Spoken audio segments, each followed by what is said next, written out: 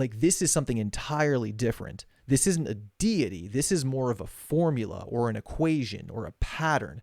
And I don't necessarily have a problem with calling that God, but we have to be honest with ourselves in that we're redefining the word God at that point. We're not talking about the same thing that most other people understand. All right, welcome to my channel, guys. I am the Libservative. I should be editing a video for the main channel, but I saw this and had to react and respond to it. This is when a teacher asks if I believe in God. A video by Warren Smith, Secret Scholar Society. I just found this guy's channel. He's apparently a teacher educating our future leaders of tomorrow. In the video we're about to watch and react to, he's having a great talk with a peer, a fellow teacher, discussing the least controversial topic of all time, God and the divine and whether it exists. It's one of my favorite topics, at least. I should maybe preface by telling you guys I'm a filthy heathen, just so you know where the resistance is coming from. I'll have the video linked in the description below if you guys want to see it in full. It's a 7-minute video. It's very digestible. And yeah, let's check it out. Following that logic, though, can you acknowledge that there's so much that we do not know? Of course there is. About what happens after we die, experiences, near-death experiences people had, psychedelic trips, mathematical breakthroughs. Okay. Things that Tesla's claimed, these remarkable, how the pyramids were built, ancient civilizations with technology that we can't even begin to comprehend. I don't know if he's using that as a sort of God of the gaps argument or what exactly he's talking about, but yeah, of course, I think any rational person can admit that there's a lot we don't know about the human mind. We don't have all the answers to everything, and that's the point of scientific exploration, is to find those answers, or at least the answers that work in the moment, because science doesn't work with truths that are absolute. Science works with provisional truths where until a better model presents itself, the best one that we have is the one that we have to work with. How the pyramids were built with sheer human sacrifice, like many other edifices in history. So you know how the pyramids were built? I mean, and I'm not That was a good response. an expert on pyramids, Neither but to acknowledge that we know so little about the human mind and how it actually functions. Yeah, but it's exciting. Yeah, it's and a so frontier, right? And is it not possible that the more you experience something like that, the more it actually, like as a mathematician, let's say, the more you experience these remarkable patterns that make up our world and you experience a mathematical breakthrough, the more it makes you feel like there's a grand design, perhaps. Mm-hmm. Like Fibonacci sequences, the fact that there are patterns is all the more reason to think there is a grand design. This is not just random evolution. I mean, there is a way, you're saying Fibonacci designs, that is the, nature's way of organizing its elements. If we're noticing these patterns in like the seashells or the seeds on a sunflower and its distribution of seeds in the most efficient way. I was letting his peers sort of get his thoughts out. Yeah, that's the exact answer that I would give. It could very well just be that is how nature unfolds.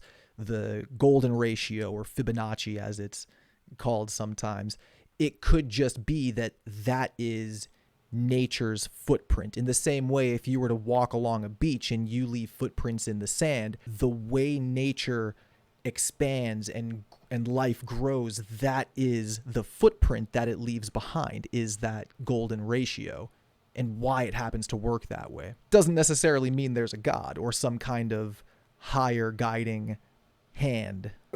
And in music, and the fact that music resonates in that remarkable way, and the way that composers have been structuring it in that same pattern, because the way it resonates on an emotional level, that's explained by sunflower seeds. It doesn't. As a musician, I find that funny. There is definitely a mystical kind of quality to music, but no, it's not explained by seeds. This is completely hypothetical. It is late night stoner thoughts, but I feel like music specifically has more to do with vibrations and frequencies. I mean, we know that everything is vibrating on the subatomic level, like our atoms, they're all vibrating at different frequencies. It could just be that the frequencies and vibrations that music produces, when they hit and counter our natural resting frequencies, it could result in certain changes, whether that's psychological changes or physical changes. There's certainly evidence that music affects mood, so it clearly does something. But again, I don't need to attribute that to God. Doesn't prove this. That's not my point. Is that it doesn't prove that, but it can coexist. I think it's a very easy question. Do you believe I in guess the existence of a higher being? This conversation we've had is kind of how I choose to think about it. Mm-hmm. That there is so much complexity. I've made an observation myself. I know I'm never going to be able to find proof, and therefore I do not require proof if I am going to accept that. I know I have to do so without proof. That is by definition faith. You could say that too. And that is one of the biggest problems I have with his position, because I'm of the mind that faith equals gullibility. When you have to resort to faith, you're saying, I give up. I can't rationalize this. I can't logic this. I just have to take it on faith. I just have to work under the assumption that it's true. For me, that's not good enough. That's not nearly good enough for me. Gullible is written on the ceiling. Like, well, I have faith. To be more serious, I do understand what he's saying when he's talking about how that's the way he thinks about God, is that how there seems to be a certain pattern that nature takes, or how there could possibly be this equation or this formula where when you plug something into that equation or formula, it spits out the objective truth and reality of whatever you plugged in, and you could call that thing God. If that's what he's talking about, I don't necessarily have a problem with that. But at that point, we're redefining God. But to answer, I do believe in God. To answer your question, given all of what I've been saying, Right. and that those dualities do exist, as this miraculous pattern that does seem to hold this power, to the point where even when I'm formulating thoughts and writing, when I do it in a certain manner, it works in a remarkable way. To me, there's something in that. There's a feeling, and I know that I can't articulate, and therefore I know I cannot ever impose that on anyone, and I never go around talking about it or trying to convert anyone or any of that. And for that, we thank you. He's sort of getting into he'll bring up Jordan Peterson versus Sam Harris here in a minute, but it's the exact same thing that Dr. Peterson was talking about. He's essentially redefining God. The way Dr. Peterson talks about God, he brings up that metaphorical substrate. Well, the objective reality, that was more William Lane Craig. And what he's saying is that the stories and the lessons that we learn in these older texts, we're talking about the Bible and the Quran and these morals and lessons that are in these books. He says that these are deeply rooted foundational beliefs that are just sort of ingrained in our DNA, in our essence. And without them, we're lost. And that's why he argues so much for it, is sort of what I get out of it. And I'm not saying that this is what Warren Smith here is saying. I'm noticing the similarities between how he's describing God and the way Dr. Peterson describes God. But again, it's a redefining of God, because this isn't God with a big G. This isn't the God that most people believe in. If we're talking about the God of the Bible, the God of the Quran, any of the gods that exist in the various pantheons in the world, we're not talking about Krishna, we're not talking about Vishnu or Thor or Zeus. Like, this is something entirely different. This isn't a deity. This is more of a formula or an equation or a pattern. And I don't necessarily have a problem with calling that God, but we have to be honest with ourselves in that we're redefining the word God at that point. We're not talking about the same thing that most other people understand. So, but yes, I do. So that's very interesting, because I have the polar opposite experience, but I've reached the same conclusion as you have. So that's where the argument, so Jordan Peterson versus Sam Harris, he's actually arguing, Sam Harris would be in your position. He would say, Sam, you actually do believe in God. You don't know it. You just live as though you believe it. Yeah, but and you say you're an atheist, and that's why it's a remarkable debate. And he's going to argue the same point. And he's going to say, no. but in essence, that's sort of, he can articulate it much better, but it's something around that where, like you just said, I agree with everything you're saying. That's the argument, that I you agree do with believe in everything God, you're you just saying. don't. You feel God, you just don't However, believe in it.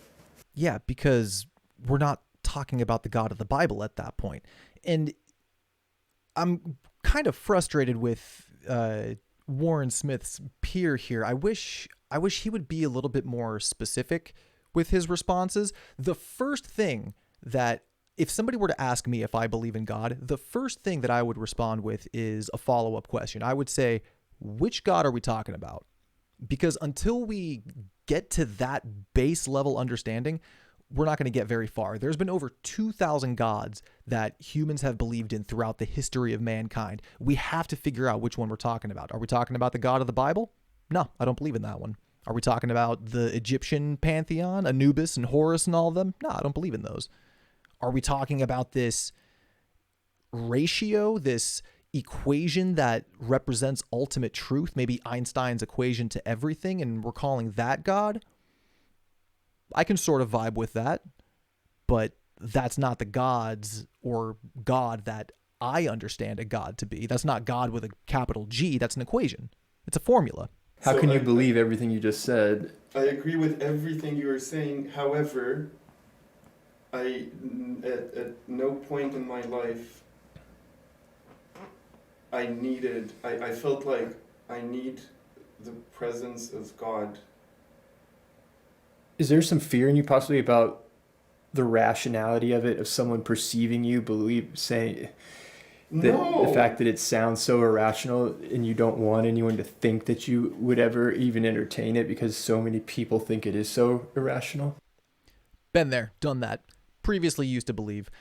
Born and raised in a Islamic household, so I was taught that God was just a thing. It was never something I questioned because we always operated under the assumption that God was real.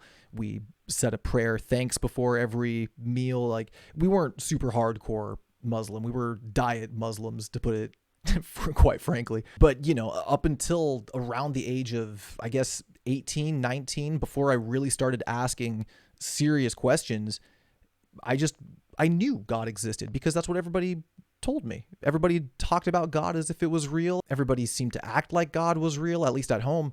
So God was real to me. And it wasn't until I stopped and said, wait a minute, why do I believe that? Oh, I only believe that because I've been told that that's what it is. I never stopped to consider that maybe it's not true. And until I started asking those kinds of questions, I took it on faith, same as him. What? The belief in God? Trying No, it. Have you ever tried it? I feel like he's offering a drug, man. Like, have you ever smoked this joint, man? Have you ever tried God? Have you ever tried it?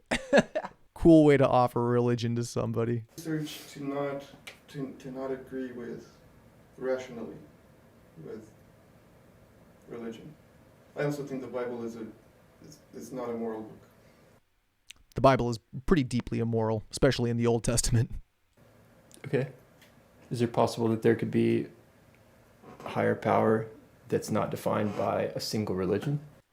And see, that's why I feel like the guy off screen who he's talking to is working under the assumption that Warren here believes in the Christian God. I don't know whether he does or not, but I think the other guy assumes he does. I'm assuming this conversation is happening in the United States, where the dominant religion is Christianity. Most people in the States, if you're religious, chances are you're Christian. The guy off screen is probably assuming that Warren here is a Christian, which is why he immediately jumped to the Bible. He said the Bible is an immoral book. I don't agree with the Bible. But he could have said any other religious text, but he said Bible specifically. So he is assuming that Warren's talking about the God of the Judeo-Christian persuasion. But that's why I wish he would be a little bit more specific, because I don't think that's the God that Warren's talking about. Like I mentioned, he's talking more about this formula that explains everything else.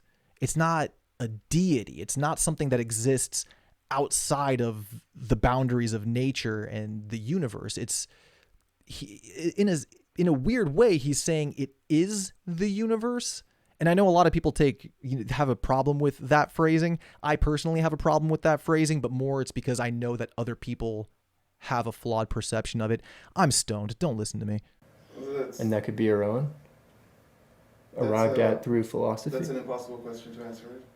Well, do you just think it's a possibility? It's not a question. Anything is a possibility. Yeah, I mean, is that something, If you present me proof. So that would require, but you're never going to have proof of that. If you present me proof of a belief system that I can come to terms with on my own, I don't know. It seems like his... So that would require, but you're never going to have proof of that. Accidentally hit play there. It seems like his peer is really operating under the assumption that homeboy here is a Christian, and it seems like he kind of has default responses against Christianity, which I can appreciate. Most of my religious content that I consume is usually theism versus atheism debates. Think like your Sam Harris versus William Lane Craig's, Matt Dillahunty versus your theist of the week. I love that stuff. I eat that up for breakfast, lunch, and dinner. So I don't think there's anything wrong with having those go-to responses to certain arguments, but I don't know. I don't want to harp on his peer here. This was just a really fascinating discussion. Like I said, big fan of Warren Smith. It's thought-provoking. These are thought experiments. He's not arguing for the existence of any kind of God necessarily. I think he's just asking questions and having a conversation about it. I found it interesting that his peer seemed a little bit defensive, I guess. I can kind of understand it. I used to be a lot more militant with my atheism. It used to be a more anti-theistic approach. I've way chilled out these days. I don't care what you believe as long as it doesn't hurt anybody else. I understand at this point that for a lot of people it's medicine, and who am I to take away somebody's medicine? That's how I feel about it. Shout out to Warren Smith, man. Secret Scholar Society. This video was awesome. I love seeing content like this. If you enjoyed this reaction video, let me know by giving it a thumbs up. I don't put enough content out on this channel, to be honest. So if you guys enjoyed this and you want to see more of it, definitely let me know. Give it a thumbs up if you liked it. Give it a thumbs down if you didn't. Either way, the interaction compels me to keep doing this. Appreciate it. The power of Christ compels me.